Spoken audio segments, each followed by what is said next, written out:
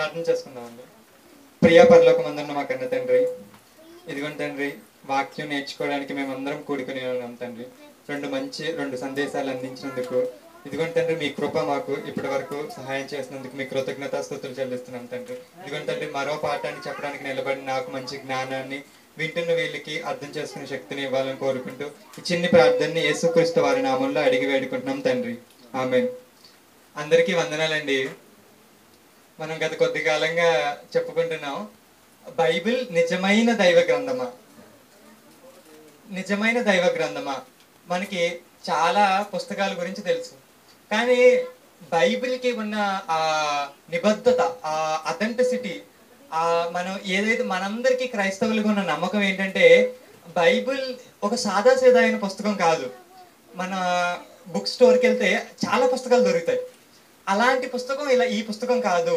ఈ పుస్తకానికి ఒక ప్రత్యేకమైన స్థానం ఉంది, ఇది దేవుడు రాయించాడు అని చెప్పుకుంటూ ఉన్నాం. ఇలా చెప్పుకుంటున్నప్పుడు మనకు వచ్చే కొన్ని డౌట్స్ ఏంటంటే, మరి ఇంత ఆధారాలతో ఇంత అథెంటిసిటీగా మనం చెప్పుకుంటున్నాం కదా, మనం విశ్వసిస్తున్నాం కదా, దీనికి ఏమైనా ఆధారాలు ఉన్నాయా అనేది మనం ఎక్కువగా ఆలోచిస్తున్నాం. మనం చెప్పుకుంటున్న పాఠాలు కూడా ఆ కోణంలోనే చెప్పుకుంటున్నాం. ముఖ్యంగా ముందుగా మనం చెప్పుకున్నది ఏంటంటే, ఇదిగోండి, ఈ పుస్తకం కానీ దేవుడే రాస్తే ఈ పుస్తకంలో దేవుడే రాసినట్టుగా ఒప్పుకున్నాడా అని మనం చూసాం. పరిశుద్ధాత్మ ప్రేరణతో దేవుడి మూలంగా కలిగింది అని ఆ మాటను బట్టి అప్పుడు మనం అర్థం చేసుకున్నాం. తర్వాత దీనికి ఎవరైనా ప్రత్యక్ష సాక్షులు ఎవరైనా ఉన్నారు? దీన్ని ఎవరు రాసుంటారు అంటే, ఇదిగోండి, రాసిన వాళ్ళే ప్రత్యక్ష సాక్షులు. ఎవరైతే చూసారో వారి కాలంలో సుమారు 1600 సంవత్సరాల పాటు ఈ పుస్తకాన్ని రాసుకుంటూ వచ్చారు అని మనం నేర్చుకున్నాం. అంటే ప్రత్యక్ష సాక్షులు కనిపించారు, దేవుడు కూడా ఒప్పుకున్నాడు అని మనం అర్థమైంది. దీని తర్వాత మనం ఏం చేస్తామంటే, ఇప్పుడు దీనిలో రాసిన విషయాలకి చారిత్రాత్మక ఆధారాలు ఉన్నాయా? చరిత్ర చాలా వాటికి ఉంటుంది, కానీ చారిత్రాత్మకత ఉందా అంటే ఏంటి? ఏవైతే చెప్పబడినవో, ఇప్పుడు బైబిల్ గ్రంథంలో దావీదు రాజు గారి గురించి చెప్పబడింది, నెబుకద్నెజర్ గురించి చెప్పబడింది. ఇది మన నిజంగా చరిత్రలో జరిగాయి అనుటకు ఆనవాళ్ళు ఉన్నాయా? బైబిల్లో ఆనవాళ్ళు ఉన్నాయా? బైబిల్కి బయట ఆనవాళ్ళు ఉన్నాయా? ఈ రెండు మనం చూసుకుని ఏం చెప్పుకున్నాం? ఇదిగో ఇది కరెక్టే, ఇదిగో ఇక్కడ చెప్పబడిన సంగతులు చారిత్రాత్మకమైన ఆధారాలు ఉన్నాయని మనం నిరూపించుకున్నాం. అలాగే దీనికి పురావస్తు సంబంధమైన ఆధారాలు ఉన్నాయా అని కూడా మనం ఆలోచించాం. ఇదిగో ఎన్నో తవ్వకాల్లో బయటపడిన విషయాల గురించి కానీ, అసలు బైబిల్లో రాయబడిన విషయాలు దీనిలో నిజంగా జరిగితే ఎక్కడన్నా ఏదో ఒకటి దొరకాలి కదండి. ఇప్పుడు ఒకప్పుడు హిరోషిమా నాగసాకిలో బాంబు బ్లాస్ట్ జరిగింది.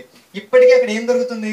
దానికి సంబంధించిన ఆనవాళ్ళనే దొరుకుతాయి. మరి బైబిల్లో కూడా అనేక విషయాలు, కొన్ని ప్రాముఖ్యమైన విషయాలు కూడా రాయబడి ఉన్నాయి. మరి ఇలాంటి వాటికి ఆధారాలు ఉన్నాయా? ఇంతకీ లాజికల్గా ఇది కరెక్టా? ఇదిగో రోమన్ చక్రవర్తులు పేర్లు రాపించారు, అవన్నీ వరుస క్రమంలోనే వచ్చాయా? ఏదైనా తప్పుపోయిందా? రోమిల చరిత్ర కూడా ఉంది కదా, అలాంటి చరిత్రతో పోల్చుకుంటే ఇవన్నీ కరెక్ట్గా ఉన్నాయా లేవా? ఇలా మనం ఆలోచించాం. పురావస్తు సంబంధమైన ఆధారాలు కూడా దీనికి కరెక్ట్గా ఉన్నాయి అనుకున్నాం. ఈ రెండు చెప్పుకుంటున్నప్పుడే మనకు మధ్యలో ఖగోళ సంబంధమైన, అంటే ఎక్కడైతే ప్లేసెస్ ఉన్నాయో ఈ ప్లేసెస్ గురించి, ఇదిగో టర్కీ దేశంలో ఉన్నాయి, ఇజ్రాయెల్ దేశంలో ఉన్నాయి ఇవి అని, ఆ ప్రదేశాలు కూడా ఇదిగో కరెక్టే, బైబిల్లో చెప్పబడిన కరెక్టే అని మనకు అర్థమైంది. ఆ తర్వాత మనం చెప్పుకుంటుంది సైంటిఫిక్ ఆధారాలు.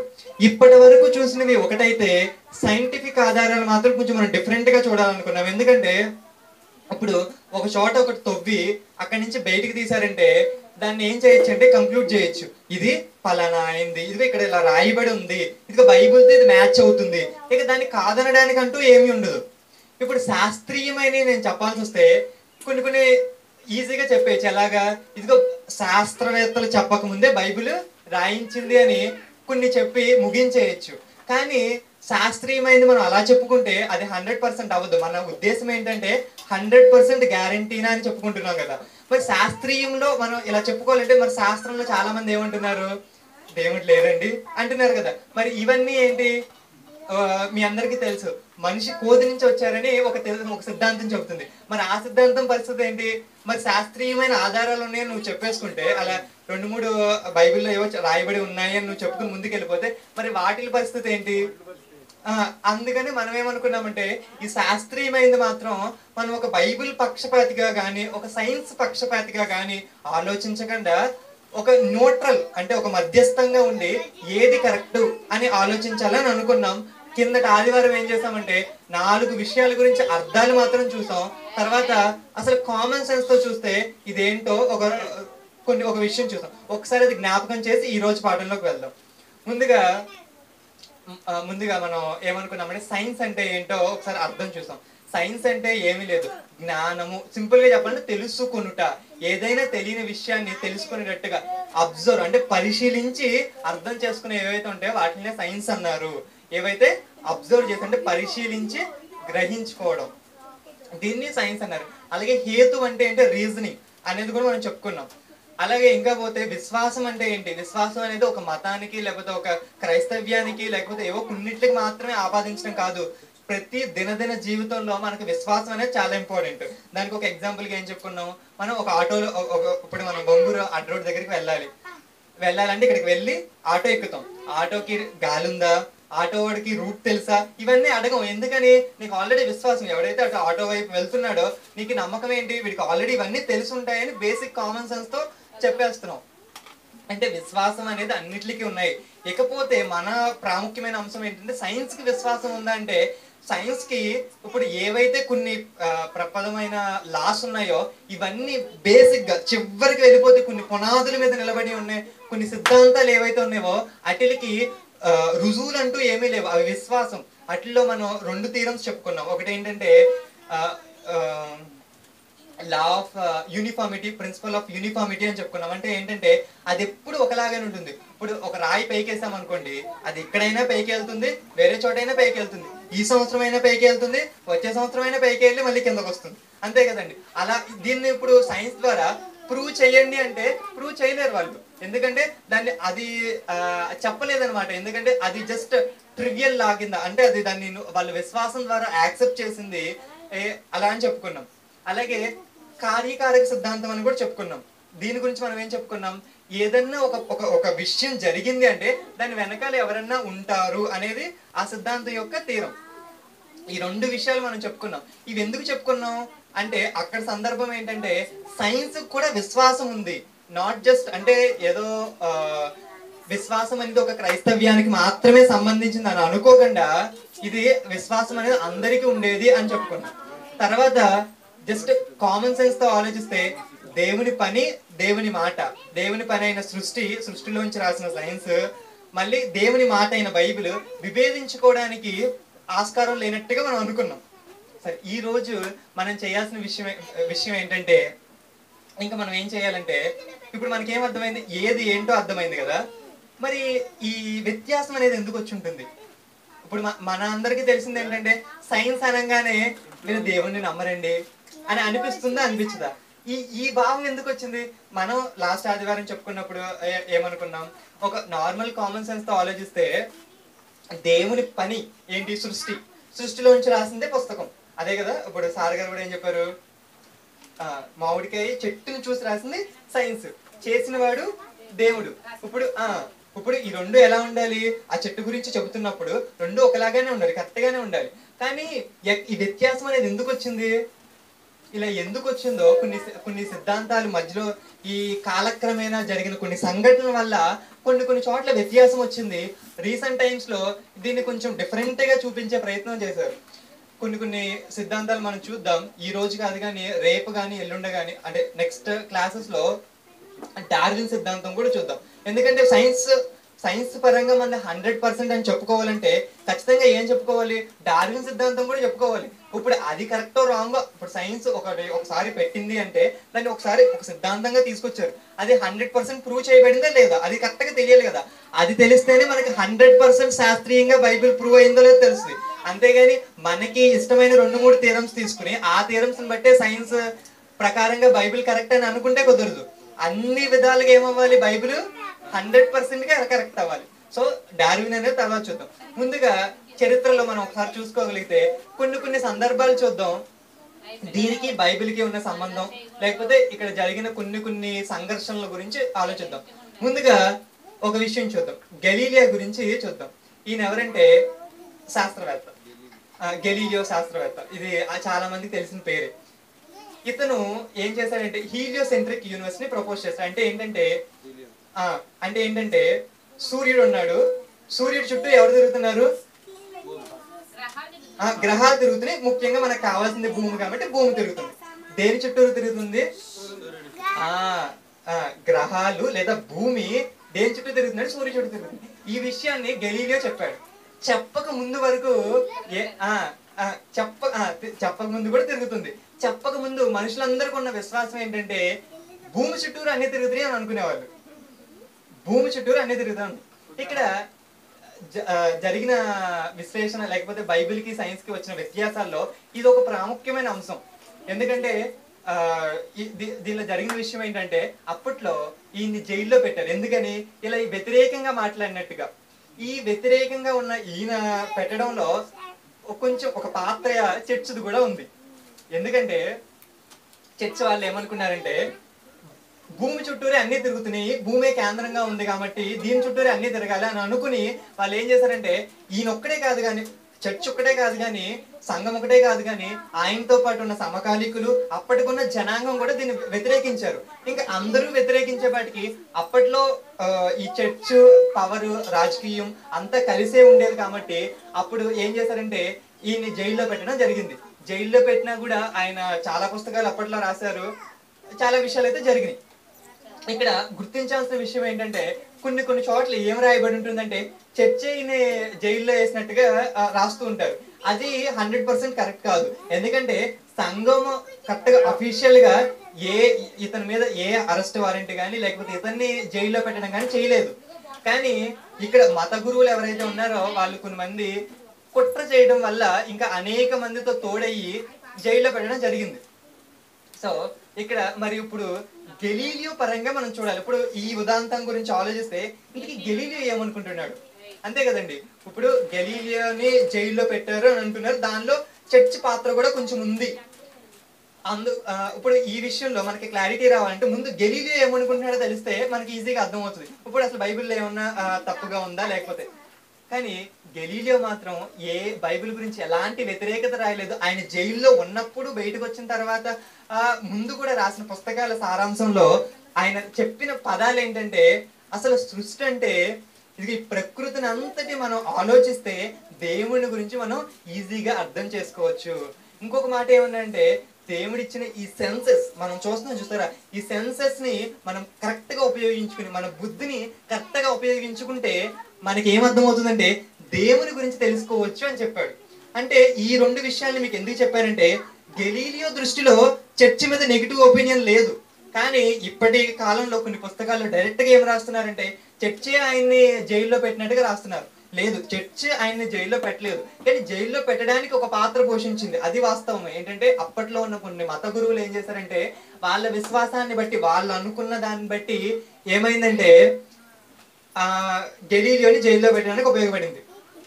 సరే, ఇంతకీ మరి ఏంటి వీళ్ళు అప్పట్లో వాళ్ళు అనుకున్నది ఏంటి? ఇప్పటికీ కొన్ని మతోన్మాదులు ప్రశ్నిస్తున్న అంశం ఏంటంటే యెహోషువ ఒకసారి యుద్ధం చేస్తున్నప్పుడు దేవుడు ఏం చేశాడు?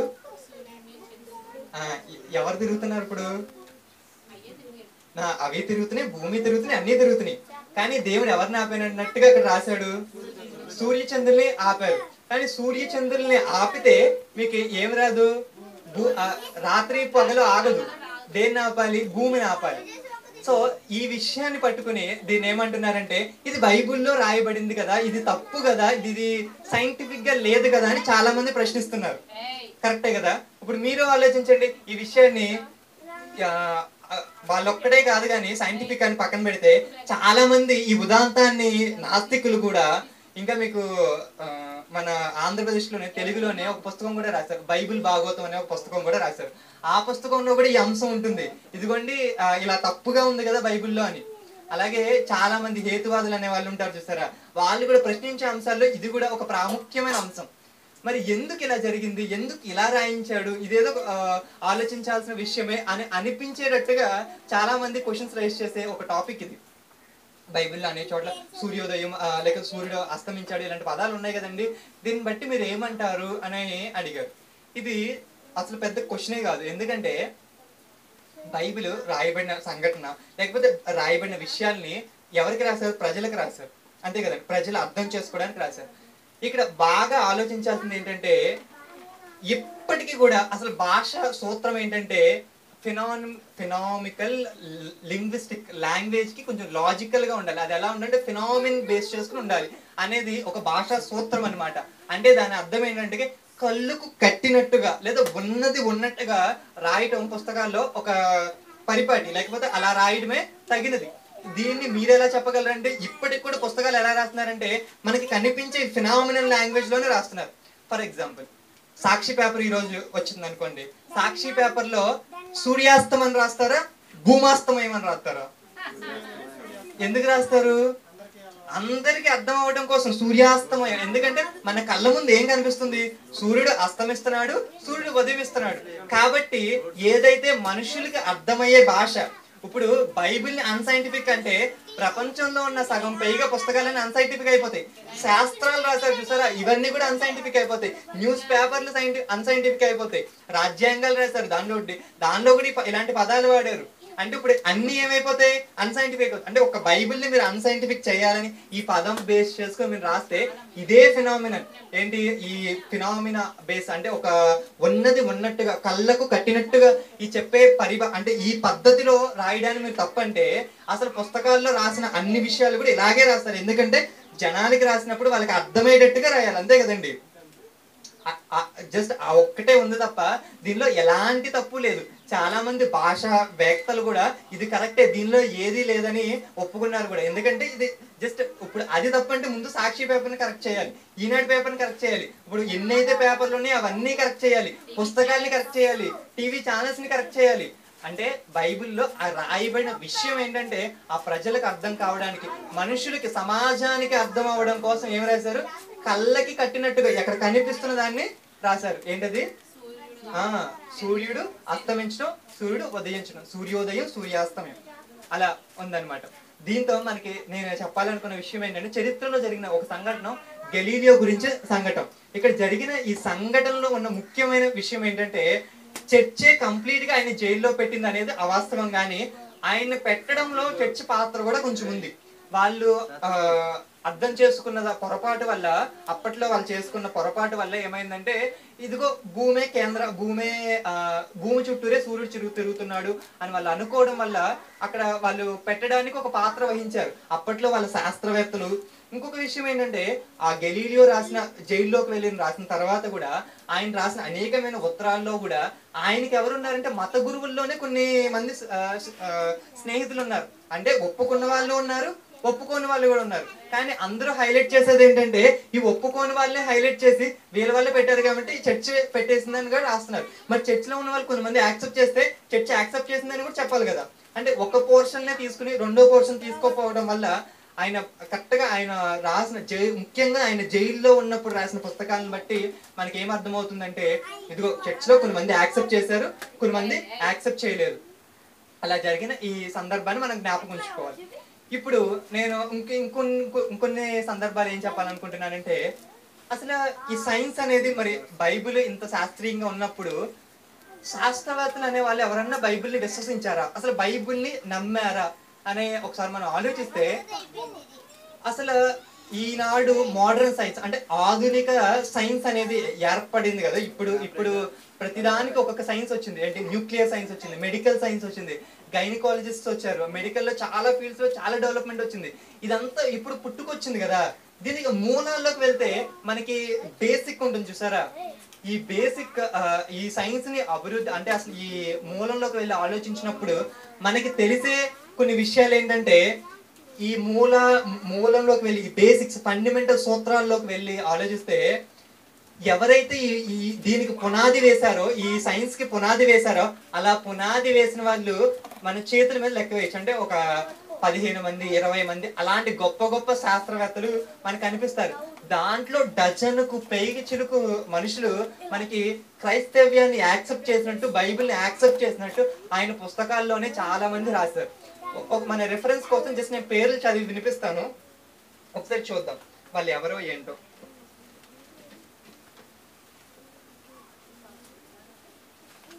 అంటే జస్ట్ ఊరికే పేర్లు మాత్రమే చదివి వినిపిస్తాను. జోహనస్ కెప్లర్, మీ అందరికీ తెలుసు కెప్లర్స్ లా అని మీరు చదువుతూ ఉంటారు, మాక్సిమం ఇంటర్లో కానీ 10th లో కానీ రావచ్చు. ఈ కెప్లర్స్ లా అంటే ఏంటంటే మామూలుగా ఫిజిక్స్ లో ఆస్ట్రానమీ గురించి ఆయన రాశాడు. ఈయన కూడా బైబిల్ ని యాక్సెప్ట్ చేసిన వ్యక్తుల్లో ఒకళ్ళు. అలాగే ఇంకా పోతే పాస్కల్స్ లా అని మీరు చదువుతూ ఉంటారు, దీన్ని చాలా మందికి తెలుస్తుంది. ఇతను ఏంటంటే హైడ్రో పవర్ గురించి లేదా హైడ్రో గురించి, అంటే ఈ వాటర్ ఇలాంటి థర్మోమీటర్, బారోమీటర్ ఇలాంటి వాటి గురించి ఆయన ఎక్కువగా చెప్పారు. ఈయన కూడా బైబిల్ ని విశ్వసించిన వ్యక్తి. అలాగే రాబర్ట్ బాయిల్, ఈయన కెమిస్ట్రీకి సంబంధించిన వ్యక్తి, ఈయన కూడా బైబిల్ ని విశ్వసించిన వ్యక్తి. అలాగే నికోలస్ స్టెన్నో, ఇతను కూడా బైబిల్ ని విశ్వసించిన వ్యక్తి. నెక్స్ట్ ఐజాక్ న్యూటన్, ఈయన గురించి ఈయన తెలియని వాళ్ళంటూ ఎవరు ఉండరు. గ్రావిటీ గురించి, నేచర్ లో చాలా లాస్ గురించి ఈయన చెప్పడం జరిగింది.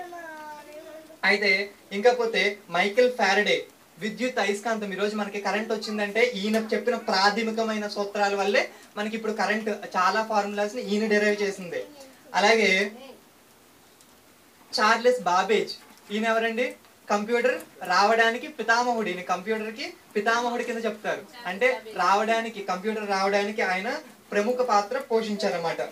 అలాగే జేమ్స్ యంగ్ జిమ్సన్, ఈయన ఏం చేశారంటే గైనకాలజీ, మెడికల్లో చాలా పరిశోధన చేసి ప్రాథమికమైన విషయాలు చెప్పారు.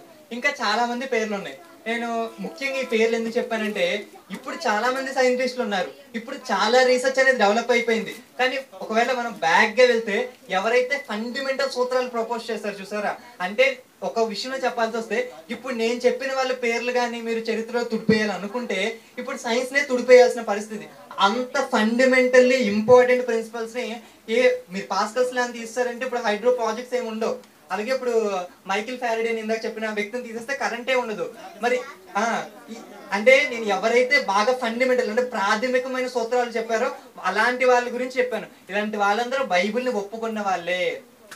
ఈ విషయాన్ని మీకు ఎందుకు చెప్పానంటే ఇప్పుడు ఇందాక మన అంశం ఏంటంటే శాస్త్రవేత్తలు ఎవరన్నా ఒప్పుకున్నారా, ఇప్పుడు బైబిల్ ని ఒప్పుకున్నట్టుగా కనిపించింది మనకి. అక్కడక్కడ కొన్ని చోట్ల ఈ గెలీలియో ఉదాంతం కానీ ఇలాంటివి జరిగినప్పుడు కూడా ఆ వ్యక్తులు బైబిల్ మీద నెగిటివ్ ఒపీనియన్ ఉన్నట్టుగా మనకు కనిపించలేదు.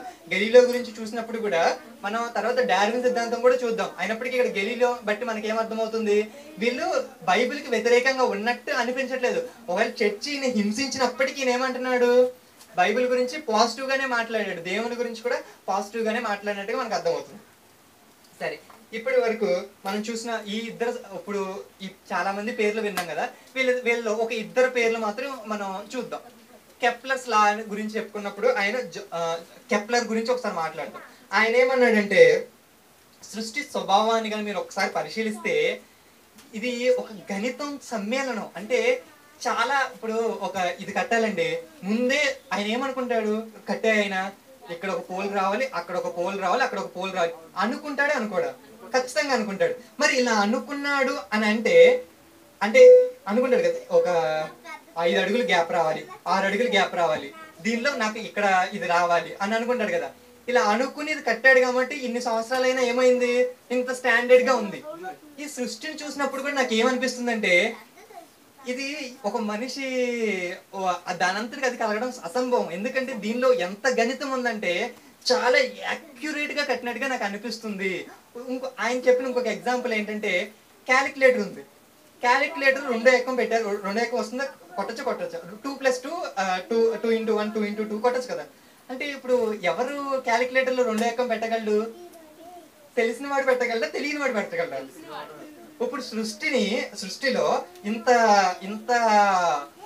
ఒక బ్రహ్మాండమైన సృష్టిని చేశాడు అంటే ఇదంతటికి ఇంత తెలివి ఉన్న వ్యక్తి చేయగలడా, లేకపోతే అంతకంటే తెలివి తక్కువ ఉన్న ఒక వ్యక్తి చేయగలడా? అంటే అంతకంటే తెలివి ఉన్న ఎవరో ఒకళ్ళు చేసి ఉండాలి. అది ఆయన విశ్వసించింది. సో దీన్ని బట్టి దేవుడు ఉన్నాడు అన్నట్టుకు నేను విశ్వసించుతున్నానని ఆయన తన పుస్తకాల్లో రాశారు. అలాగే ఇంకొక వ్యక్తి సార్ ఐజాక్ న్యూటన్. ఈయన గురించి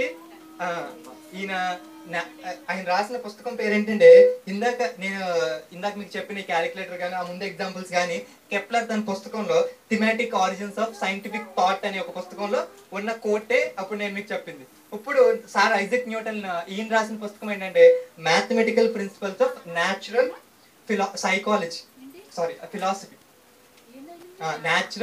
ఫిలాసఫీ అనే పుస్తకంలో ఆయన చెప్పిన సంఘటనలే మీకు చెప్తున్నాను. ఈయన ఏమన్నాడంటే ఇప్పుడు సూర్యుడు ఉన్నాడు, చంద్రుడు ఉన్నాడు, ఈ మొత్తం ఈ మిల్కీ వే మొత్తం ఉంది, ఈ సోలార్ సిస్టమ్ ఉంది, ఇలాంటి సోలార్ సిస్టమ్స్ అన్ని కలిపి మిల్కీ వే. ఇంత పెద్ద విశ్వాన్ని చేశారు అంటే ఒక సాదా సీదా వ్యక్తి చేయలేడు. ఇంకా ఈయన రాసిన ఉత్తరాలు కూడా చాలా ఉన్నాయి. సార్ ఐజాక్ న్యూటన్ ఇతను దేవుని నమ్మే వ్యక్తి, ప్లస్ ఇతనికి చాలా మంది ఫ్రెండ్స్ కూడా ఉన్నారు. ఈయన ఫ్రెండ్స్ లో కొన్ని మంది దేవుని నమ్మని వారు ఉన్నారు. ఒకసారి ఒక ఫ్రెండ్ ఇతను ల్యాబొరేటరీకి విజిట్ చేసినప్పుడు ఆయన అప్పుడే ఒక ఎక్స్పెరిమెంట్ చేసి ఒక నమూనాని ట్రై చేస్తున్న సందర్భంలో ఆయన పక్కనే ఒక సింబల్ ఉందంట. అదేంటంటే సూర్యుడు దాని చుట్టూరు ఉన్న కొన్ని గ్రహాలు తిరుగుతున్నట్టుగా ఒక మోటార్ తయారు చేసి దాన్ని అలా తిప్పుతున్నాడంట. అప్పుడు ఆయన తన ఫ్రెండ్ వచ్చి ఏమన్నాడంటే, ఇది భలే ఉంది, భలే తయారు చేశాడే అని అన్నారంట. నువ్వే తయారు చేసావా న్యూటన్ అంటే, అతను అంటే నేను తయారు చేయాలి. మరి ఎవరితో ఎక్కడ తీసుకొచ్చి పెట్టావా అని అంటే, లేదు నేను కొనుక్కొని రాలేదు. మరి ఎవరన్నా పెట్టారా? ఎవరు పెట్టలేదు అన్నాడంట.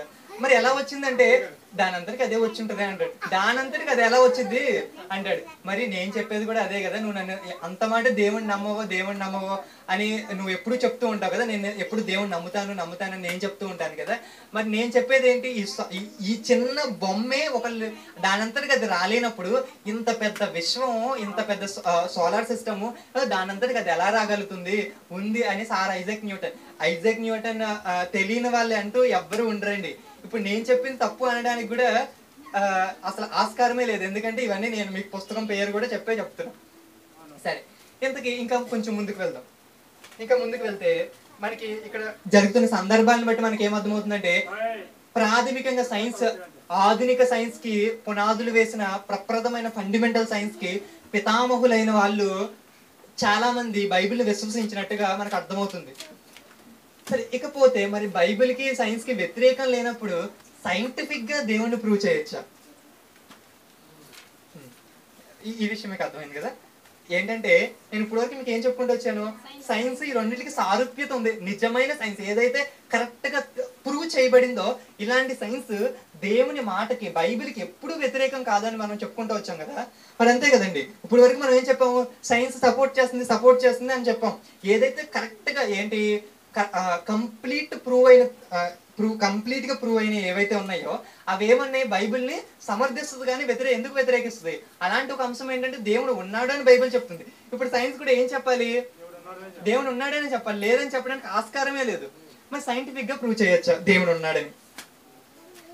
సైన్స్ లో ఒక థీరం ఉంటుంది. ఆ థీరం ఏంటంటే, ఏదైనా ఒక ఫైనిట్ కి ఖచ్చితంగా ఒక కాజ్ ఉంటుంది అనేది ఆ థీరం యొక్క మీనింగ్ అనమాట. అంటే దాని మీనింగ్ ఏంటంటే, ఏదైనా ఒక అనంతమైనది ఉందనుకోండి, దాని వెనక సృష్టికర్త అంటూ ఎవరు ఉండరు. అనంతం కానిది ఉందనుకోండి, దాని వెనక ఖచ్చితంగా ఎవరో ఒకళ్ళు చేసి ఉంటారు. ఇప్పుడు ఈ ఫ్లవర్ వాజ్ ఉంది, ఇది అనంతమైందా అనంతం కాందా? ఇది అనంతం అంటే ఏంటి చెప్తాను. అనంతం అంటే అంతము లేనిది, ఆది లేదు అంతం లేదు అంటారు చూసారండి. అనంతం అంటే పెద్దదని కాదు, అనంత విశ్వం అంటే అక్కడ అనంతం అంటే డిఫరెంట్. మీనింగ్ చెప్తాను. అనంతం అంటే ఏంటంటే అంతము లేనిది. తెలుగులో మనం సంధిని విడదీస్తే అంతము లేనిదే అనంతం. ఇప్పుడు దీనికి అంతం ఉందంటారా లేదంటారా? కాల్చితే కాలిపోతుందా కాలిపోదా? కొన్ని రోజులకి దానంతరికి అదే పాడైపోదా? అంటే దీనికి ఏముంది, అంతం ఉంది. ఇప్పుడు అంతం అనేది ఉందంటే దీన్ని ఎవరో ఒకరు చేసి ఉండాలి. అంటే ఎవరో ఒకరు చేసి ఉండాలంటే సైన్స్ లో ఏంటంటే దానికి ఏదో ఒక కాజ్ ఉండాలి, ఎవరో ఒకళ్ళు దాన్ని చేసి ఉండాలి, ఏదో ఒక క్రియ వలన జరిగి ఉండాలి అనేది సైన్స్ యొక్క నియమం అనమాట. ఇప్పుడు సైన్స్ లో ఈ థీరం మీ అందరికీ అర్థమైంది అనుకుంటున్నాను. ఇప్పుడు ఈ థీరం ప్రకారం మనం ఒకటి ఆలోచిద్దాం, ఏంటంటే విశ్వం అనంతమైందా లేకపోతే అంతమైందా? అంతమైందంటే ఎలా అంతమైందని చెప్పగలవు, అనంతమైందంటే ఎలా అనంతమైందని చెప్పగలం. ఈ విషయం అంటే ఇప్పుడు మనం ఏంటి, మనందరికీ తెలుసు ఏంటి, రెండోసారి యేసుక్రీస్తు వచ్చినప్పుడు ఇది అయిపోతుంది కాబట్టి ఇది అంతమే కాబట్టి అంతం అని చెప్పేస్తున్నాం. కానీ సైన్స్ కి యేసుక్రీస్తుని పక్కన పెట్టి మనం ఏమనుకున్నాం, బైబిల్ పక్షపాతిగా కాకుండా, సైన్స్ పక్షపాతిగా కాకుండా తటస్థంగా ఉంచి ఆలోచిస్తేనే మనకు అర్థమవుతుంది అని చెప్పాం. ఇప్పుడు నేనేం చెప్పాలనుకుంటున్నా, నా ఉద్దేశం ఏంటంటే నుంచిన నా వ్యక్తి, ఇప్పుడు దేవుడు ఉన్నాడంటారా లేదంటారా? ఉన్నాడు అంటే సైంటిఫిక్ గా నేను ప్రూవ్ చేయగలిగినా, అని అనుకుంటున్నాను. ఇప్పుడు నేను ఎంచుకున్న థీరం ఏంటంటే, నేను ఎంచుకున్న ఒక సిద్ధాంతం ఏంటంటే, సైన్స్ చెప్పిన థీరం ఏంటంటే, ఏదైనా ఒక ఫైనైట్ అంటే అంతము ఉన్నది ఏదైనా ఉంటే దానికి సృష్టికర్త లేదా ఒక కాజ్ అనేది ఉంటుంది, ఒకళ్ళు చేసిన ఒక వ్యక్తి అనేది ఉంటాడు ఖచ్చితంగా. లేదు అనంతమైంది అనుకోండి, దాని వెనక ఎవ్వరు ఉండరు.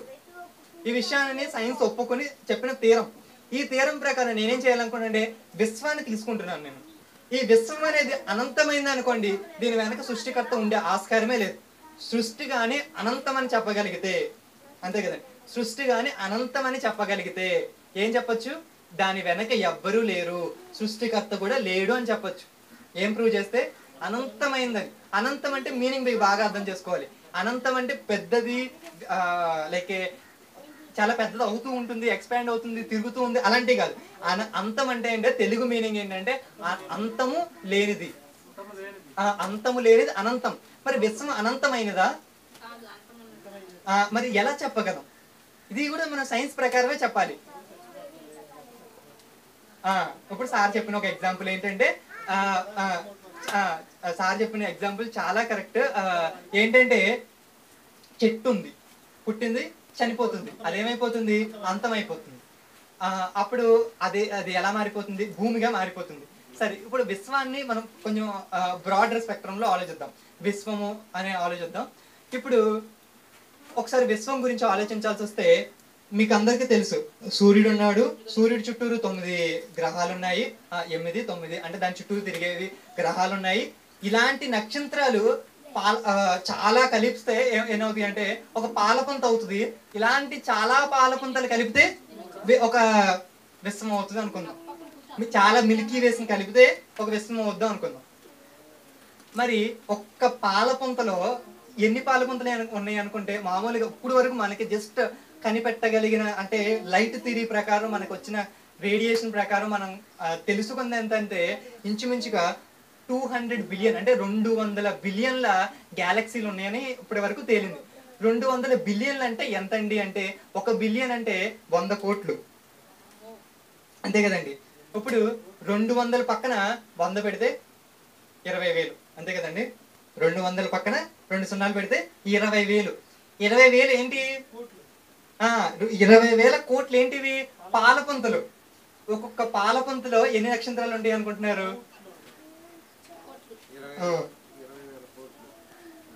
20,000 కోట్లు. 20,000 కోట్లు మనకి పాలపుంతలు ఉన్నాయి. ఒక్కొక్క పాలపుంతలో ఎన్ని నక్షత్రాలు ఉంటాయి? కొన్ని కోట్లు ఉంటాయి. ఫర్ సపోజ్ మనం ఉన్న ఈ మిల్కీ వే అంటే మనం ఉన్న గ్యాలక్సీ అనమాట. ఇప్పుడు మన భూమి ఉన్న ఈ పాలపుంత ఉంది చూసారా, దీనిలో ఎన్ని ఉన్నాయంటే 10,000 కోట్ల నక్షత్రాలు ఉన్నాయంట. అంటే 10,000 కోట్ల నక్షత్రాలు ఒక పాలపుంతలో ఉంటే 20,000 కోట్ల పాలపుంతల్లో ఇంటూ ఒక్కొక్క పాలపుంతలో ఇంటూ మనం ఎంత వేయాలి, 10,000 కోట్లు. 20,000 కోట్లలో 10,000 కోట్లు అంటే 20,000 కోట్లు, ఒక్కొక్క 10,000 కోట్లు, 10,000 కోట్లు, 10,000 కోట్లు, 10,000 కోట్లు, అలా 20,000 కోట్లు వేస్తే ఎంత పెద్దగా ఉంది, చాలా పెద్దగా ఉంది కదండి. చెప్పలేనంత పెద్దగా ఉంది. ఇది విశ్వం గురించి మనకు ఒక ఐడియా. ఆస్ట్రాలజీలో రీసెర్చ్ చేస్తున్నప్పుడు వాళ్ళు ఒక్కసారి ఇన్ఫరెన్స్ అంటే ఒకసారి వాళ్ళకి వచ్చిన భావం ఏంటంటే, ఈ విశ్వం అంతా కూడా ఒక్క చోటే కలిసే అంచనాని వాళ్ళు అంచనా వేశారు. ఏంటంటే విశ్వం అంతా కూడా ఒక్క చోటకే వచ్చి కలిసిపోతుంది అంటే ఒక చోట స్టార్ట్ అయ్యి ఒకరి నుంచే కలిసే ఒకటి అంచనా వేశారు. దీన్ని బట్టి వాళ్ళు చెప్పిన విషయం ఏంటంటే, ఇంక ఇదంతా కూడా ఒక చోటకి వచ్చేస్తుంది అంటే మొత్తం అంతా డిస్ట్రాయ్ అయిపోతుంది అని ఒకసారి వాళ్ళు ఆలోచనగా చెప్పారు. దానికి తీరం ఏమీ లేదు, ఒకసారి ఆలోచనగా చెప్పారు. సో దాన్ని పక్కన పెట్టారు. ఇంకా కొన్ని చూద్దాం. ఇప్పుడు మన పాలపుంత నక్షత్రమే ఉంది. 0.1% దానికి మామూలుగా ఇవన్నీ తిరుగుతూ ఉంటాయి, మీకు తెలుసు కదా. సూర్యుడు ఉంటారు చూసారా, సూర్యుడికి మనకి దాని మీద ఉండే మాస్ తిరుగుతున్నప్పుడు, ఇప్పుడు టైర్ ఉంటుంది చూసారా, మీకు అర్థమయ్యేలా చెప్పాలంటే బండి ఉంది, బండికి టైర్ ఉంది, బండికి చుట్టూరు ఏముంటుంది, మట్టి ఉంటుంది. మట్టి ఉంది అనుకుందాం. అదేమవుతుంది, అరుగుతా ఉంటుంది కదా. తిరుగుతా ఉన్న కొద్ది ఏమవుతుంది, ఆ మట్టి అంతా ఊడిచ్చేస్తుంది. ఇంకా తిరుగుతా ఉన్న కొద్దికి టైర్ కూడా అరిగిపోతా ఉంటది. అలాగే ఈ వాళ్ళు కనిపెట్టిన కొన్ని విషయాల్లో ఒక విషయం ఏంటంటే, సూర్యుడు కూడా లైక్ 100 సంవత్సరాలకి 0.1% తగ్గినట్టుగా వాళ్ళు గుర్తించారంట. అర్థమైందా?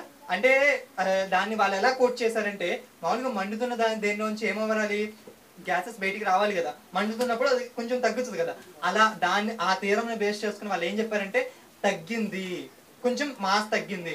అంటే వాళ్ళు చెప్పిన కంక్లూషన్ ఏంటంటే ఇప్పుడు 100 సంవత్సరాలు ఏమైంది, 0.1% తగ్గింది. అంటే ఇలా తగ్గుతూ తగ్గుతూ తగ్గుతూ ఒకనాటికి సూర్యుడు ఆరిపోతాడు అనే ఒక విషయాన్ని వాళ్ళు చెప్పారనమాట. ఇప్పుడు ఇదే తీరంని మనం బేస్ చేసుకుని మాట్లాడితే ఇప్పుడు ఇది ఏమైంది, కనిపించింది కదా మనకి ఇక్కడ. వాళ్ళ తీరం ప్రకారం నేను అసలు ఎక్కడ ఒక రెఫరెన్స్ ని కూడా వాడలేదండి. మీరు లాస్ట్ ఆదివారం వాడలేదు, ఈ ఆదివారం కూడా వాడట్లేదు. ఈ తీరం పట్టుకుని మనం ఏం చెప్పొచ్చు, అంతమయ్యే దాని వెనక ఎవరుంటారు, సృష్టికర్త ఎవరో ఒకరు చేసిన ఆయన ఉండాలి ఖచ్చితంగా. ఇప్పుడు దీన్ని సృష్టికర్తని మనకి ఉన్నాడు అనుటకు రుజువు చేయడానికి ఇది మనకు బాగా ఉపయోగపడుతుంది. ఇంకా రెండో విషయం చూద్దాం. ఒకసారి చంద్రమండలానికి ఫస్ట్ టైం వెళ్తున్నప్పుడు నాసా వాళ్ళు ఏం చేశారంటే ఆ స్పేస్ షూట్ ఉంటుంది చూసారా, వాళ్ళు దిగుతున్నప్పుడు ఎలా దిగారంటే నిచ్చెన వేసుకుని దిగారు.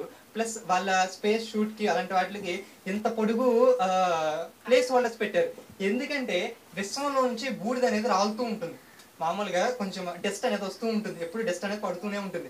ఈ డస్ట్ పడి పడి పడి ఎప్పుడు వాళ్ళ ఉద్దేశం ఏంటంటే ఎప్పటి నుంచో స్టార్ట్ అయ్యి విశ్వం రాలేదు. మీకు అర్థమైందా?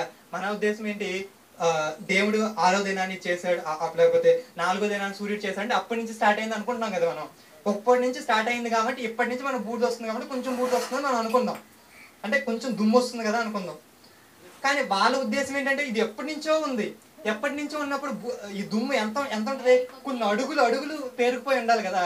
ఇప్పుడు ఎప్పుడైతే అక్కడికి వెళ్ళామో మనకంటే ఇక్కడ నీళ్లు ఇవన్నీ ఉన్నాయి కాబట్టి మనకేంటి ఇవన్నీ గడ్డ కట్టేసి ఉన్నది. అక్కడ నీళ్లు అవేమి ఉండవు కాబట్టి బూడిద లేకపోతే ఈ దుమ్ము కొన్ని అడుగులు లోపలికి వెళ్ళిపోయి ఉండాలి అనేది వాళ్ళ ఉద్దేశం అనమాట. వాళ్ళు అప్పుడు చాలా కూరుకుపోకుండా ఉండడం కోసం దాన్ని టేక్ కేర్ చేసుకుని నీల్ ఆమ్స్ట్రాంగ్, అప్పుడు వెళ్ళిన శాస్త్రవేత్త కూడా నీల్ ఆమ్స్ట్రాంగ్, ఆ వ్యక్తి ఫస్ట్ చంద్రమండలానికి వెళ్ళింది ఆ వ్యక్తి, వెళ్ళినప్పుడు దాన్ని కూడా ఉంచుకున్నారనమాట. కానీ వాళ్ళకి వెళ్ళిన తర్వాత ఒక్క అడుగు కూడా దుమ్ము లేదంటండి, కొంచెం ఉందంట కానీ అంతగా లేదు. అప్పుడు వాళ్ళు అనుకున్నది ఏంటంటే ఎందుకో ఇది ఎప్పటి నుంచో లేదు, ఎప్పుడో ఒక నుంచే స్టార్ట్ అయ్యింది అనేది. అప్పుడు వాళ్ళు ఆ విజిట్ లో వాళ్ళకి అర్థమైన విషయాల్లో అదొక విషయం. ఎప్పటి నుంచో స్టార్ట్ అయ్యింది అంటే అది అనంతమైందా లేకపోతే అంతమైందా? ఆది అంతం ఉంది అంటే అది అనంతం కాదు, అది ఖచ్చితంగా అంతమైంది. ఇప్పుడు ఆది గురించి మాట్లాడుకున్నాం, సూర్యుడి గురించి మాట్లాడుకున్నాం. ఈ రెండింటిని బట్టి వాళ్ళు చెప్పిన వాటిని బట్టి మనకి ఏమర్థమవుతుంది, విశ్వానికి అంతముంది అంటే ఏదైనా అంతముంది అంటే దాని వెనక చేసిన ఒకళ్ళు ఉంటారు, అదే సృష్టికర్త అని బైబిల్ చెప్తుంది. అంటే ఇప్పుడు బైబిల్ ప్రకారంగా సృష్టికర్తని ఒప్పుకోవచ్చా ఒప్పుకోకూడదా? ఒప్పుకోవచ్చు. సరే, ఇకపోతే ఇంకొక థీరం కూడా మనం చూద్దాం. మీ అందరికి లా ఆఫ్ థర్మోడైనమిక్స్ తెలుసు అనుకుంటున్నాను. లా ఆఫ్ థర్మోడైనమిక్స్ లో ఏముంటుందంటే వాళ్ళు ఏం చెప్తారంటే ఈ లా ఆఫ్ ఫస్ట్ థర్మోడైనమిక్స్ లో ఈ థీరంలో వాళ్ళు చెప్పే విషయం ఏంటంటే ఒక యూనివర్స్ అనేది క్లోజ్డ్ సిస్టమ్. క్లోజ్డ్ అంటే మొత్తం అంతా మూసుకుపోయిందని కాదు, కానీ ఎనర్జీ అనేది ఎప్పుడు కాన్స్టెంట్ గానే ఉంటుంది. మీకు అర్థమైందా?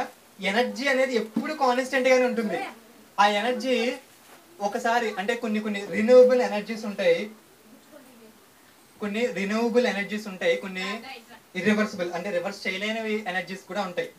ఇప్పుడు వాళ్ళు చెప్పేది ఏంటంటే ఈ విశ్వంలో ఉన్న ఎనర్జీ కొన్ని లేకపోతే శక్తి అని మనం అనుకుంటే ఈ శక్తి అనేది కాన్స్టెంట్ గా ఉంటది, ఇక దానిలో ఎక్కువ రాదు తక్కువ రాదు. ఇప్పుడు మీకు దీని అర్థం కావడం కోసం నేను ఒక ఎగ్జాంపుల్ చెప్తాను చూడండి. దీన్ని ఎలా చెప్పాలంటే మీకు ఇప్పుడు ఈ ఉపయోగపడే శక్తి అనుకుందాం దీన్ని. ఇప్పుడు మీరు బండి మీద వెళ్తున్నారండి, బండి ఏం చేస్తుంది, లోపల వేడి చేసి మీకు బండిని నడుపుతుంది, కరెక్టా? వేడి చేసి నడుపుతుంది. మీరు ఇక్కడి నుంచి విజయవాడ వెళ్ళాలంటే సుమారు 60 కిలోమీటర్లు, లీటర్ పెట్రోల్ కొట్టించుకున్నారు అనుకుందాం, ఇక్కడి నుంచి అక్కడికి వెళ్ళారు. ఏమైందంటే ఇక్కడ ఈ శక్తి ఫస్ట్ థియరం ప్రకారం వాళ్ళు చెప్పింది ఏంటంటే శక్తి ఏంటి ఎప్పుడు కాన్స్టెంట్ గా ఉంటుంది, అది ఒక రూపం నుంచి ఇంకొక రూపానికి మారుతుంది కానీ ఒక రూపం నుంచి ఇంకొక రూపానికి మారుతుంది, కానీ శక్తి ఎప్పుడు కాన్స్టెంట్ గానే ఉంటుంది, ఎప్పుడు ఒక రకంగానే ఒకటే ఉంటుంది, అది పెరగడము తగ్గడం అనేది ఉండదు అనేది వాళ్ళ సైంటిఫిక్ థియరం అనమాట. అప్పుడు ఈ ఎగ్జాంపుల్కి చూద్దాం. ఇప్పుడు మీరు బండి వేసుకుని ఎక్కడ స్టార్ట్ అయ్యారు? ఏలూరు నుంచి స్టార్ట్ అయ్యారు. ఏలూరు నుంచి విజయవాడకి వెళ్ళారు. పెట్రోల్ అయిపోయింది. పెట్రోల్ అయిపోయిందంటే అక్కడ హీట్, వేడి అనేది అయిపోయింది, ఆ బలం అనేది అయిపోయింది. ఇప్పుడు వెనక్కి వస్తే పెట్రోల్ వస్తుందా? వాళ్ళు ఏమంటున్నారంటే ఇప్పుడు ఈ బలం ఏదైతే ఉందో, ఈ హీట్ మీకు అర్థం అవడం కోసం బలం అంటున్నాను, ఈ హీట్ ఎనర్జీ అయితే ఏదైతే ఉందో ఇది ఎప్పుడు కాన్స్టెంట్ గానే ఉంటుంది. అప్పుడు లా ఆఫ్ ఎంట్రోపీ అనేది ఏం చెప్తుందంటే, ఒకనాడు ఒక పర్టికులర్ టైంలో ఏమైపోతుందంటే ఈ హీట్ మొత్తం జీరో అయిపోతుంది. ఇదే లా ఆఫ్ ఎంట్రోపీ. అప్పుడు విశ్వం అనేది ఎండ్ అయిపోతుంది. లా ఆఫ్ ఎంట్రోపీ ఏం చెప్తుందంటే, ఇప్పుడు నేను మీకు ఏదైతే చెప్పానో అది ఒకసారి అంటే హీట్ కానీ ఆల్రెడీ ఎంట్రోపీ అంటే మనకి ఉపయోగపడని ఎనర్జీని మనం ఎంట్రోపీ అనుకుందాం. ఈ మనం బండి తోలేసిన తర్వాత ఈ వేడి వేరే రూపంలోకి మారిపోయింది, పొగగాను మట్టిగాను అలా ఏదైతే మారిపోయిందో ఆ మారిపోయింది ఎంట్రోపీ అనుకుందాం. ఈ బలమేమో వేడి ఇది ఏదైతే ఉందో ఇది ఎనర్జీ అనుకుంటే, ఇప్పుడు నీకు ఎనర్జీ చాలా ఉంది, కానీ నువ్వు వెళ్ళిన తర్వాత ఏమైంది? ఈ పెట్రోల్ అనేది అయిపోయింది. అది ఎలా మారిపోయింది అంటే ఎంట్రోపీగా మారిపోయింది. ఒక స్థాయికి వెళ్ళిన తర్వాత ఇది ఏమవుతుందంటే ఈ బలం మొత్తం అంతా కూడా ఎంట్రోపీగా మారిపోతుంది. అదే లా ఆఫ్ ఎంట్రోపీ, థర్మోడైనమిక్స్ లో ఉన్న ప్రిన్సిపల్. దీన్ని ప్రకారం ఏం చెప్పారంటే, ఇది నేనేదో ఇప్పుడు కల్పించి లేకపోతే మీకు అర్థం అవడం కోసం చెప్పడం కాదండి. ఈ ఇన్ఫరెన్సెస్ కూడా వాళ్ళు చెప్పినవే, శాస్త్రవేత్తలు చెప్పినవి. ఇప్పుడు నేను చెప్పిన ఎగ్జాంపుల్స్ కూడా వాళ్ళు చెప్పినవి. రిఫ్రిజిరేటర్స్ లో ఇలాంటి వాటిలో లా ఆఫ్ థర్మోడైనమిక్స్ ని వాడే ఇవన్నీ రూపొందించినవి. ఇక్కడ నేను చెప్పాలనుకున్న విషయం ఏంటంటే, మరి ఈ ఎనర్జీ ఎంట్రోపీ జీరో అయిపోతుంది, విశ్వంలో శక్తి జీరో అయిపోతుంది అని అంటే విశ్వానికి అంతం ఉందంటారా, అంతం లేదంటారా? ఉంది. అంటే దీని వెనకాల ఎవరున్నారు? ఇప్పుడు సైన్స్ ప్రకారం మనం దేవుడు ఉన్నాడని చెప్పచ్చా, లేడని చెప్పచ్చా? ఉన్నాడు. కరెక్ట్గా ఇప్పుడు నాకేమనిపిస్తుందంటే, మామూలు మనుషులైనా దేవుడు లేడు అంటే దేవుడు క్షమించి వదిలేయచ్చు, కానీ చదువుకున్న శాస్త్రవేత్తలు దేవుడు లేడు అంటే ఆ వాస్తలు వదిలిపెట్టడని మనకి ఈజీగా అర్థమైపోతుంది. సరేనండి, ఇంకొక విషయం చూసి మనం ముందుకు వెళ్దాం. ఇక్కడతో మనకి అర్థమైన విషయం ఏంటంటే ఒప్పుకున్నట్టుగా అర్థమవుతుంది. ఇంకొకటి డిజైన్, ఈ విశ్వపు డిజైన్ ఒకసారి ఆలోచించి మనం ఈరోజు పాఠాన్ని ముగించుకుందాం. సో విశ్వపు డిజైన్ మనం ఒకసారి ఆలోచించామనుకోండి, ఇప్పుడు సముద్రం బీచెస్ దగ్గర వస్తుంది, ఇసుక ఎదరకు వస్తుంది. ఇసుక వచ్చినప్పుడు ఇలా ఒక ఆమోదు. ఇప్పుడు అక్కడ మట్టి ఉంది, మట్టి ఒక రకంగా ఉంది. అది భలే మట్టి భలే చేశారండి అని ఎవరైనా అంటారా? ఎవరు అనరు. ఇక్కడ వచ్చింది కదండి, ఎవరో ఒక శిల్పకారి అసలు ఇలా వచ్చి ఇలా చెక్కాడని ఎవరైనా అంటారా? ఎవరు అనరు. ఇప్పుడు ఈ పిల్ల ఉంది, ఈ పిల్ల దేనిలోనో మట్టిలో చేతి పెట్టి బట్టలకి ఇలా రాసుకుంది, మట్టి అయింది. ఈ డిజైన్ భలే ఉందని ఎవరైనా అంటారా? మనకు అర్థమైపోతుంది ఏంటి అంటే, ఇక్కడ మనకి అర్థం చేసుకోవాల్సింది ఏంటంటే, సింపుల్ డిజైన్స్ ఉంటాయి, కాంప్లెక్స్ డిజైన్స్ ఉంటాయి. ఇప్పుడు సముద్రం పక్కన ఇసుకలో ఒక బొమ్మరిల్లు కట్టాడు. అబ్బా, నీళ్ళు వచ్చి అలా రావడం వల్ల బొమ్మరిల్లు దాని అంతరికి అదే కట్టేసుకొని అని ఎవరైనా అంటారా?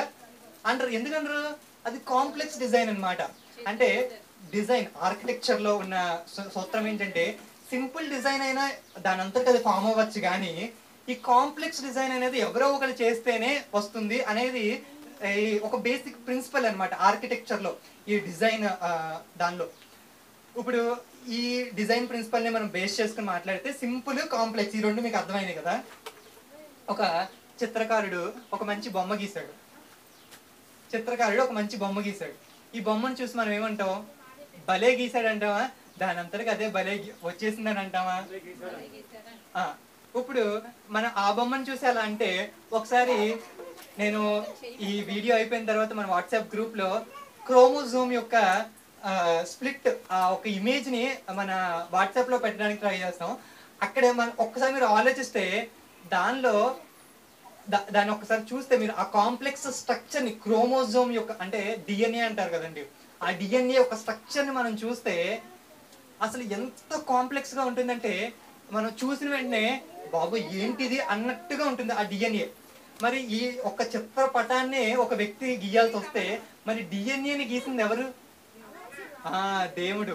ఇంకా పోతే అసలు డిఎన్ఏలో ఎంత ఇన్ఫర్మేషన్ ఉంటుందో అసలు ఈ కోడింగ్ని వాళ్ళు తెలుసుకోవాలని ట్రై చేసినప్పుడు జెన్కో అనే ఒక జెనెటిక్ కి సంబంధించిన ప్రాజెక్ట్ సుమారుగా కొన్ని దేశాల్లోంచి 1600 శాస్త్రవేత్తలు కలిసి ఏం చేశారంటే ఈ డిఎన్ఏని ఛేదించాలని ట్రై చేసి సుమారు 10 సంవత్సరాల పాటు కూర్చుని వాళ్ళు ఏం తెలుసుకున్నారంటే డిఎన్ఏలో ఏముంటుందంటే 4 అక్షరాలు ఉంటాయి. ATGC 4 అక్షరాలతో డిఎన్ఏ ఉంటుంది. అంటే 4 అక్షరాలే ఉండవు, ఈ 4 అక్షరాలే చాలా సార్లు వస్తూ ఉంటాయి అన్నమాట. ఎంత ఇన్ఫర్మేషన్ ఉంటుందో ఒకసారి మనం చూడగలిగితే ఈ సింపుల్ డిజైన్ లో వీళ్ళు 2/3 మాత్రం అంటే ఒక 70% మాత్రమే డీకోడ్ చేయగలిగారంట. ఇంకా మిగతా 30% ఇంకా డీకోడ్ చేయలేకపోయారంట. ఈ 70%లో తెలిసిన విషయంలోనే ఇంచుమించుగా మనకి ఎంత డేటా ఉందంటే 20 మిలియన్. అంటే దీనికి మనం చెప్పాల్సి వస్తే మన దగ్గర ఉన్న హార్డ్ డిస్క్లు ఏవి సరిపోవు. ఇప్పుడు మన భూమి మీద ఉన్న హార్డ్ డిస్క్లు ఏవి సరిపోవు. ఏంటి, ఒక్క డిఎన్ఏలో ఉన్న ఇన్ఫర్మేషన్ స్టోర్ చేయడానికే. మరి ఒక్క డిఎన్ఏలో స్టోర్ చేయకపోతే మన నరాల్లో డిఎన్ఏ ఉంది, ప్రతి మనిషిలోనూ డిఎన్ఏ ఉంది. మరి ఇంత కాంప్లెక్స్ స్ట్రక్చర్ని చేసిన వ్యక్తి ఉంటాడంటారా ఉండడంటారా? అంటే మనకి సైన్స్ పరంగానే కనిపిస్తుంది, ఇక్కడ డిజైన్ పరంగా కూడా చూసినా మనకి ఈజీగా అర్థమైపోతుంది. అలాగే ఇంకా ఇంకొక విషయం ఏంటంటే మనకి సూర్యుడికి భూమికి డిస్టెన్స్ ఉంది చూసారా, డిస్టెన్స్ అంటే సూర్యుడి దగ్గర నుంచి భూమికి ఉన్న డిస్టెన్స్, అది ఆ దూరం. ఈ దూరం ఎంతైతే ఉందో అసలు అట్లీస్ట్ 10⁻⁻50 సెంటీమీటర్స్. అంటే 1 సెంటీమీటర్ అంటే ఎంత ఉంటుందండి? ఎంత ఉంటుంది? ఈ ఇంతలో 10% అంటే ఎంత? 10తో భాగిస్తే ఇంత, అది మిల్లీమీటర్. 100తో భాగిస్తే ఇంకా చిన్నది, ఇంకా చిన్నది, ఇంకా చిన్నది. అలాగా 53 సార్లు భాగిస్తే ఎంత చిన్నది వస్తుందో అంత చిన్న దూరం కానీ పెరిగిందంటే, అంటే వెంట్రుక వాస అంటారు చూసారా, అంత స్లైట్ చేంజ్ వస్తే ఈ విశ్వం మీద ఈ బయోస్పియర్ అనేది, మనకి స్పియర్స్ ఉంటాయి, ఈ బయోస్పియర్ అంటే జీవం అనేది సాధ్యం కాదు అని శాస్త్రవేత్తలు తేల్చిన విషయం అండి. ఇంత గణితంగా ఇంత యాక్యురేట్ గా చేయగలిగారంటే దీని వెనక ఇంత లెక్కగా చేశాడు అంటే దీని వెనక ఎవరైనా ఉంటారంటారు, దాని అంతటికి అదే వస్తుందంటారు. ఇంత కాంప్లెక్స్ అంటే మనం సైన్స్ పరంగా మనం చెప్పుకోవాల్సి వస్తే ఖచ్చితంగా దీని వెనక ఎవరుంటారు? శాస్త్రవేత్తలు ఉంటారు. మనందరికి దీని వెనక ఎవరున్నారంటే సృష్టికర్త చేసిన వ్యక్తి ఉన్నాడు, ఆయనే దేవుడు అని మన బైబిల్ చెప్తుంది. సరే, ఇంకొక విషయం మీ అందరికి తెలిసిన విషయం ఏంటంటే ఒకసారి ప్లూటోని గ్రహంగా తీసేశారు. అది ఎందుకు తీసేశారంటే అది సూర్యుడి చుట్టూ ఒక్కసారి కూడా తిరగలేకపోయింది అని. అది తిరగలేకపోయినా అది కొంచెం పని చేస్తున్నట్టుగా అప్పుడు శాస్త్రవేత్తలు చెప్పారు. వాళ్ళు చెప్పిన విషయం ఏంటో తెలుసా, భూమి మీద జీవం ఉందంటే కారణం ప్లూటో గ్రహమేనండి అని చెప్పారు. ఎందుకంటే ప్రతిది కూడా అంటే ఈ విశ్వంలో ఉన్న ప్రతి ఆ పైన మిగతా గ్రహాలన్నీ కూడా అంటే సూర్యుడు ఆవతల ఈ సోలార్ సిస్టమ్ లో కాకుండా సూర్యుడు ఈ గ్రహాల్లో కాకుండా మిగతా వాటిల్లో వచ్చి కొట్టుకుంటే పెద్ద పెద్ద బ్లాస్ట్లు జరుగుతూనే ఉంటాయంటండి. కానీ ఎప్పుడైతే అవి సూర్యుడు లోపలికి వస్తాయో ఈ బయట ఉన్న ప్లూటో ఏం చేస్తుందంటే దాన్ని ఢీకొట్టి అది అక్కడే ఆపేస్తుందంట. వచ్చే ఈ దుమ్ము బూడిద లేకపోతే ఇవన్నీ ఉంటాయి చూసారా, అవన్నీ అదే తన గురుత్వాకర్షణ శక్తిలో ఉంచుకోవడం వల్ల మనం ఇక్కడ ప్రశాంతంగా ఉంటుంది. లేకపోతే మన మీద అలా బూడిద పడుతూనే ఉంటుంది. ఎప్పుడు అలా పడకుండా దేవుడు ఏం చేస్తాడంటే అక్కడ ప్లూటోని పెట్టాడు. అదేం చేస్తుందంటే ఆ వచ్చే దుమ్ముని ధూళిని అదే తన గురుత్వాకర్షణలోకి తీసుకుని అది మనకి ప్రశాంతంగా ఇక్కడ ఆ గ్రహ శకలాలు రాకుండా ఉపయోగపడుతుంది, ప్లస్ దుమ్ముని ధూళిని కూడా రాకుండా ఉపయోగపడుతుంది.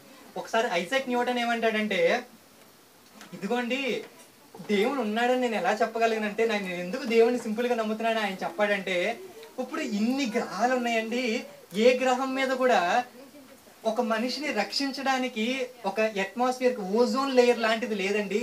ఎందుకో భూమికి ఇప్పుడు మన పక్కనే ఉన్న మార్స్ కి ఇదిగో సూర్యుడి నుంచి వచ్చే ఎండని కాపాడడం కోసం ఓజోన్ లేయర్ లేదు, కానీ భూమికి ఎందుకంటే ఇంత స్పెషల్ గా ఒక ఓజోన్ లేయర్ వచ్చింది అంటే మరి ఇంత స్పెషల్ అంటే ఇప్పుడు మీరు మంచి ఫాలో చేశారండి, దానిలో జీడిపప్పులు వేసారు, వేస్తే వస్తాయి వేయకుండా వస్తాయా? వేస్తేనే వస్తాయి. అంటే భూమిని కూడా ఇది ఒక గ్రహమే, కానీ దీనికి స్పెషల్ కోటింగ్ ఏంటి? ఈ స్పెషల్ కోటింగ్ ఏంటి? ఎందుకంటే దీన్ని దేవుడు స్పెషల్ గా చేశాడు అని అప్పుడు ఐజాక్ న్యూటన్ ఒకసారి చెప్తాడండి. సరే, ఇలా ఎందుకు చెప్పండి, ఈ డిజైన్ అంటే ఈ డిజైన్ లో కూడా మనకి ఏం కనిపిస్తుంది, ఖచ్చితత్వం కనిపిస్తుంది. ఇంత ఖచ్చితత్వం కనిపించినప్పుడు మనం ఏం చెప్పుకోవాలి, దీని వెనక ఎవరున్నారనుకోవాలి. ఇంకొక ఎగ్జాంపుల్ చెప్తాను నేను. అదేంటంటే, ఒకసారి ఒక వ్యక్తి నడుచుకుంటూ వెళ్తున్నాడంటండి. అతడు హేతువాదంట. అంటే హేతువాదంట. ఈ హేతువాద అయిన వ్యక్తి అలా వెళ్తూ వెళ్తూ ఉంటే ఒక చోట అతనికి ఏం కనిపించిందంటే, ఒక ఇంటి లోపలికి వెళ్తున్నాడంట. ఇంటి లోపల నుంచి బయటకు వస్తున్నాడు అనుకుందాం. ఇంటి లోపల నుంచి బయటకు వస్తే వాళ్ళ పక్కన వాళ్ళ గార్డెన్ లో ఒక చిన్న సొరకాయ పాదు కనిపించిందంట. అసలే మైండ్ లేదండి, ఈ చిన్న తీగకి ఎంత పెద్ద కాయ, అసలు ఏంటండి, పెద్ద చెట్టుకి పెద్ద కాయ పెడితే అది ఇంకా బలంగా మంచిగా ఉంటుంది, ఈ చిన్న కాయకి ఇంత పెట్టి ఇక్కడ పెట్టారు, ఏంటో ఏంటో అని అనుకుని వెళ్తూ ఉన్నాడంట. తర్వాత నడుస్తూ నడుస్తూ ఉండగా ఆయాసం వచ్చి ఒక చిన్న చెట్టు, ఒక పెద్ద మర్రి చెట్టు దగ్గర కూర్చున్నాడంట. ఒక చిన్న మరికాయ పడిందంట. అది ఎంత ఉంటుంది, ఎంత ఉంది. అప్పుడు అనుకున్నాడంటే, ఇంత చిన్నకాయ పడి, అప్పుడు అర్థమైంది, బుర్రలో వెలిగిందంట. ఏ వెలిగింది, అదే సొరకాయ గాని నా మీద పడి ఉంటే తచ్చి ఊరుకునేవాడిని. అమ్మ బాబోయ్, ఇది ఎవరో మంచిగా క్యాలిక్యులేట్ చేసుకునే పెట్టాడు, ఇది కరెక్టే అని అనుకుని. అంటే ఒక హేతువాది. ఇది ఒకసారి సార్ గారు కూడా చిల్డ్రన్ స్కూల్లో చెప్పారు, మీకు గుర్తుంది అనుకుంటున్నా. అంటే ఈ విషయాలన్నీ మనం ఎందుకు స్మరణ వేసుకున్నామంటే, బైబిల్, సైన్స్, ఈ రెండు కూడా నిజమైన సైన్స్, ఏదైతే కరెక్ట్ గా నిరూపించబడిన సైన్స్ ఏదైతే ఉందో, శాస్త్రవేత్తలు కూడా వాళ్ళు ఏమొప్పుకున్నారంటే, బైబిల్కి వ్యతిరేకంగా మాట్లాడినట్టుగా మనకు కనిపించలేదు. అనేక మంది క్రైస్తవ్యాన్ని యాక్సెప్ట్ చేసిన వాళ్ళు, ముఖ్యంగా కరెక్ట్ ఫండమెంటల్ అంటే లైక్ బేసిక్ అయిన రూల్స్ ని ఫామ్ చేసిన సైన్స్ లో ఉన్న శాస్త్రవేత్తలు కూడా ఏం చేశారంటే దాన్ని ఒప్పుకున్నట్టుగా మనకు అర్థమైంది. మనకి శాస్త్రపరంగా కూడా సృష్టికర్త ఉన్నాడు అన్నట్టుకు వాళ్ళు చెప్పిన థియరమ్సే మనకి ఏమవుతున్నాయి, దాన్ని బట్టి మనం ఏం చెప్పొచ్చు, దేవుడు ఉన్నాడు, సృష్టికర్త ఉన్నాడు అని చెప్పడానికి మనకు వీలవుతుంది. సరే, ఈ రోజు ఇక్కడితో ముగిద్దాం. మళ్ళీ వచ్చే వారం అసలు డార్విన్ ఎందుకు అలా అన్నాడు కదండి. మనం సైన్స్ గురించి చెప్పుకున్నప్పుడు మనకు ఉపయోగపడేవి చెప్పుకుని మిగతా వాటిని విడిచిపెట్టామనుకోండి, అప్పుడు మనకి కావాల్సినవి చెప్పుకున్నాం అనుకుంటారు కదా. ఇక్కడ మన ఉద్దేశం ఏంటంటే, మన విశ్వాసం ఏంటంటే, మనందరికీ తెలుసు బైబిల్ అనేది 100% ఇది దేవుడు ఇచ్చిందని తెలుసు. కానీ లోకంలో ఉన్న వాళ్ళకి చాలా మందికి ఈ విషయం తెలియదు.